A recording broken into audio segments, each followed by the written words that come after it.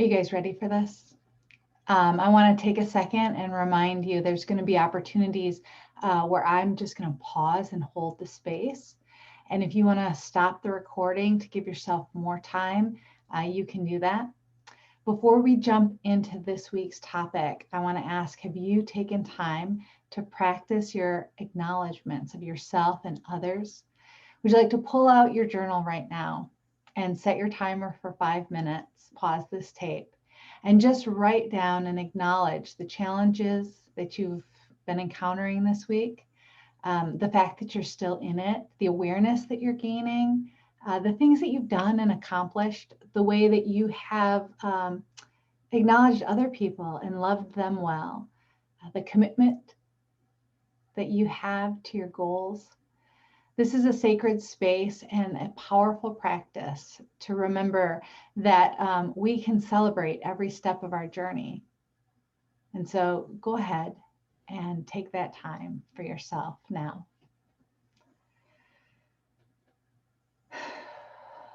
All right.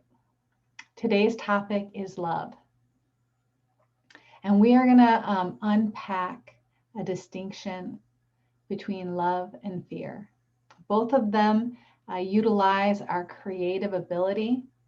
Love imagines the best case scenario, and fear imagines the worst case scenario.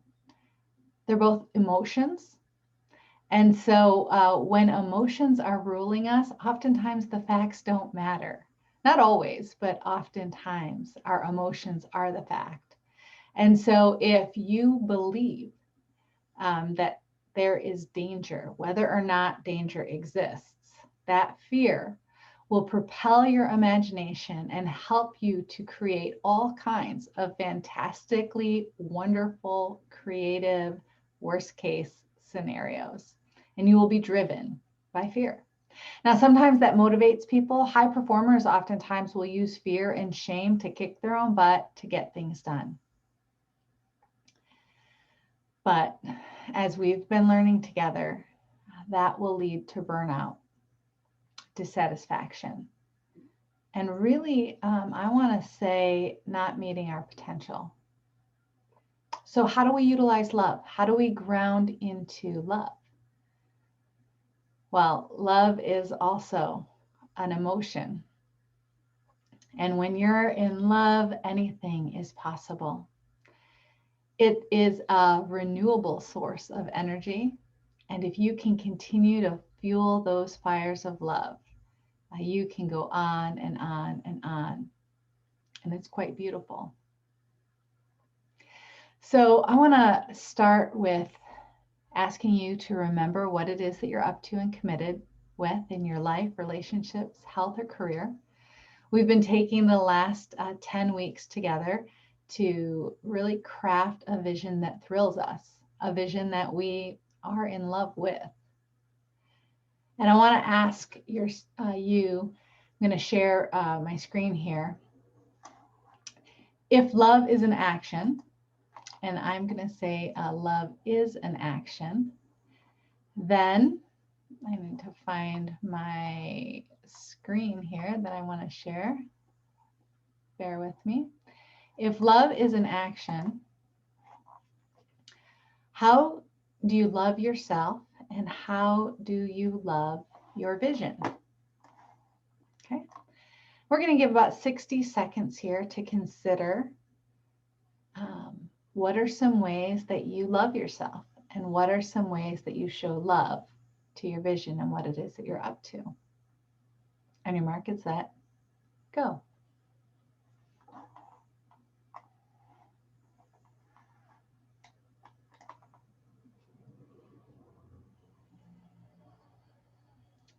If we were live right now, I think I might see some people kind of scratching their head and wondering. It's not a question that we ask ourselves very often. But man, if you're in a relationship, it might be a question that you ask, like or a statement that you make, right? If so-and-so loved me, they would do X, Y, Z. Sometimes it's easier to identify what we want from other people. But we don't take the time to consider that we might be able to give ourselves some of those same things.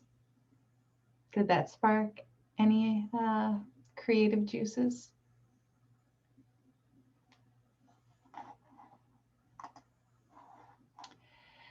Now, there's a lot of ways that we can show love to each other, and I'm going to share a couple ways that once you see them, you're gonna be like, right? So if love is an action, love can look like forgiveness, honesty, advocating, right? Believing someone's capable, believing in their best. Love can look like hope, and it can look like trust. And as you consider the goals and the things that you're up to in your life, and as we move towards them, as we take action and experiment, as we have conversations and move through trial and error, I wonder, out of these 5 things listed today, and there may be more, you may have written some down prior, right? Is there anything that you would like to experiment with? Is there any action here that you would say, I really think my life or my relationships, my health or my business could use some of that?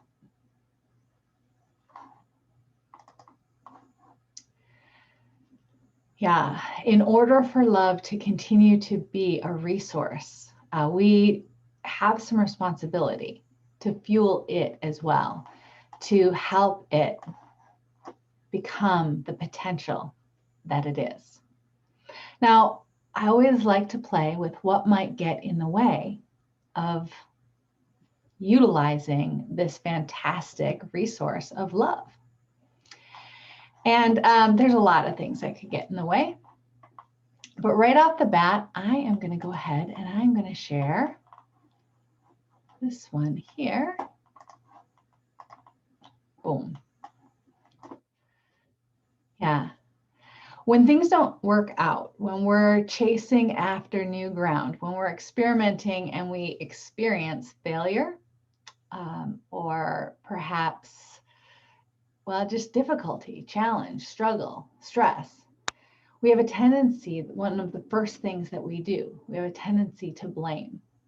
And we love to, there's 3 different things that we can blame. We can blame others, which is great. It alleviates us from all sense of responsibility.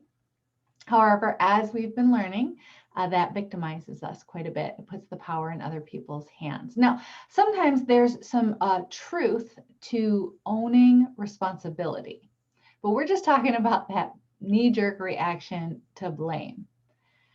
We can also blame ourselves, right? And this feels quite righteous, quite responsible at times. But just assigning blame doesn't move us forward, doesn't create any action. It anchors us back into shame and failure many times, not always, but many times. And we're just looking at this and building awareness to see if there's different habits or strategies that really get you stuck, because blame is sticky, right? It's like quicksand when it comes to moving forward and trying to recreate systems and develop new habits and strategies. When they're not working out, when they don't go as planned, if we get stuck on the blame game, we can stay there indefinitely. The third thing I put down here, nature. And basically, nature is the things that are outside of our control. Like, I planned to have a great picnic, but it rained. And if it hadn't rained, we would have had the best day ever, right? So there's different things that are inanimate objects that we can blame. And when we look at utilizing love, once again, we want to take a look at what might get in our way from fully expressing and understanding love. There is a sentence that I really cling to, a mantra in my life, and it really helps me to anchor into love. I believe the best, and I ask questions to clarify. So that means when it comes to my vision, I believe the best about my efforts, my experiments. I believe the best about myself and my capabilities. When it comes to relationships, I believe the best about people, but I ask questions to clarify. And this helps me to stay away from fear because it generates curiosity. Remember, when we're afraid, we shut down, we freeze, we don't move into new territory, we're not curious. So, in your life, over the last couple of weeks, in the visions that you're having and in the new ground that you want to take, I want to give you 60 seconds to consider where you may have allowed your imagination to run wild, to lean into fear or shame or blame, instead of leaning into love or curiosity. And what would happen? What would change? Here's the question. What would change if you started to believe the best and ask questions to clarify?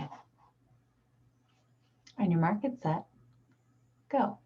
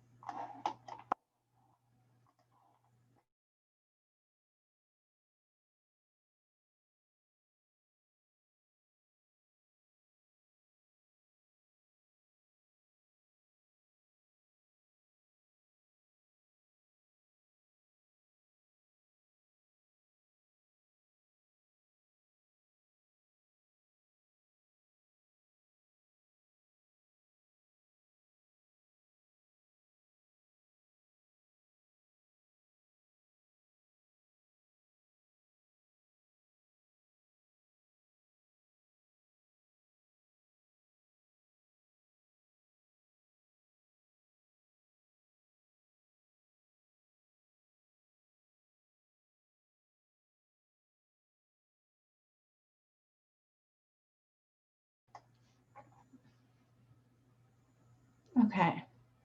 Now, as we continue to create awareness around our lives and the situations and the ground that we want to take, and we're really just playing with our imagination today, and we're noticing when we lean into love and when we lean into fear. And whatever we feed tends to become more powerful in our life. Now, you'll notice, again, one of the things that prevents us from love is fear, the uncertainty.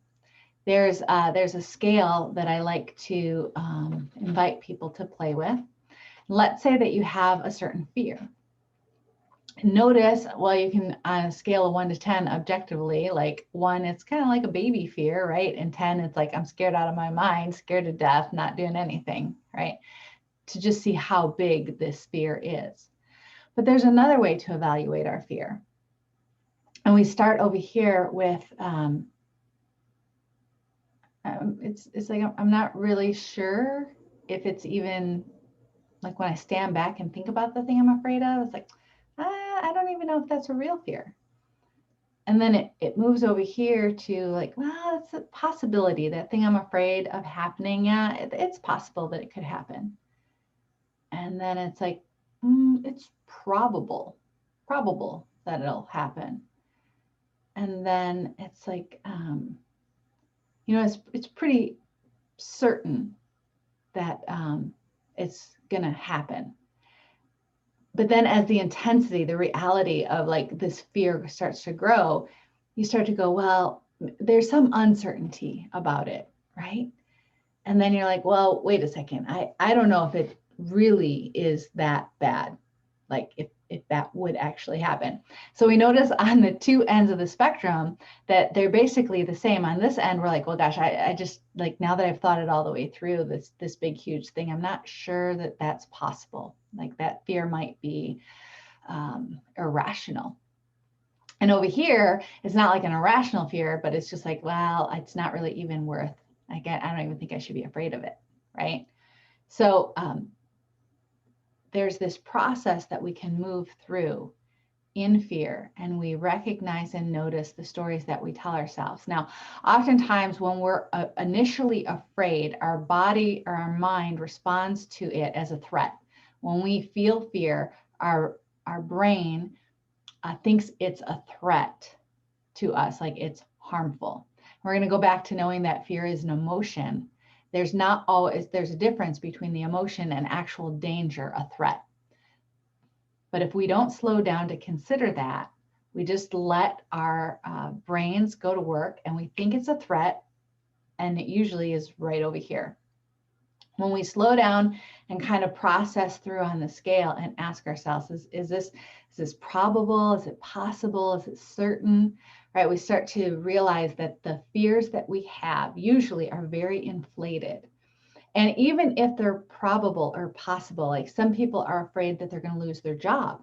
And if they lose their job, they're going to lose their house. And if they lose their house, well, their marriage is going to fall apart and their kids are going to be homeless and the kids will probably never talk to them again. And then they won't be able to see their grandbabies. And of course, all their friends are going to give up on them. And see how this story just grows and gets inflated. And the truth of the matter is, if you lose your job, you might lose your house. You might have marital problems. Your kids might get mad at you, right? But there's a lot of time that it's going to take to move through all of that.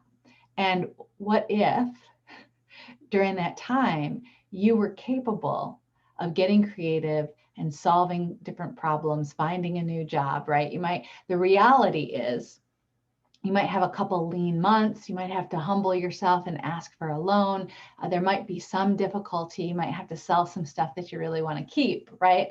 But oftentimes we go to worst case scenario.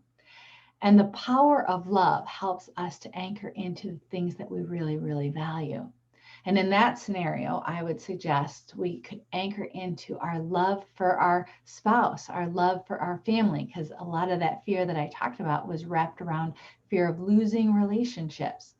And the love for our relationships could really spur us on, could give us energy and determination to lean into the actions that we need to take in order to solve that project, right? To solve that problem. So even if we lose our job, anchoring into the love of the relationships is going to spur us on and keep us out of perhaps depression, blame, being stuck, because we're driving towards something much more powerful than that. So as you consider this scale, and as you consider perhaps some of the areas in your life where you've been stuck, and maybe there's some inflated fears, is there a way that you could just step back from it and find something that you could anchor into that's rooted in love? So we're going to give you 60 seconds to consider that.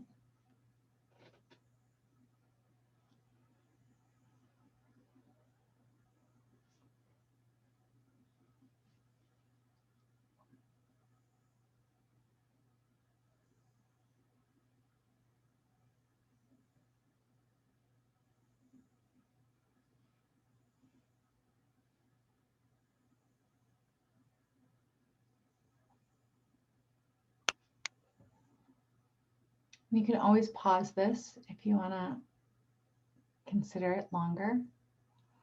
There's an ancient writing, an ancient Hebrew writing, which I love. I was sharing it with a client last week. And says, there is no fear in love, but perfect love casts out fear. And, just as you consider that perfect love casts out fear, and just settle into the truth there that when you know, for example, that you are loved, there's some safety involved. When you love others, you offer them safety as well. Like, failure is okay. There can be forgiveness. There can be honesty. There can be trust. When love abounds, it doesn't have room for fear. And here's the second part of that writing, which is just fascinating to me. So there is no fear in love, but perfect love casts out fear. For fear has to do with punishment, and whoever fears has not been perfected in love. And isn't there some truth in that as well? When we think about fear, it does have to do with punishment. There's shame involved. Sometimes we punish ourselves, we punish others. Sometimes we punish our calendar, we punish the inanimate objects.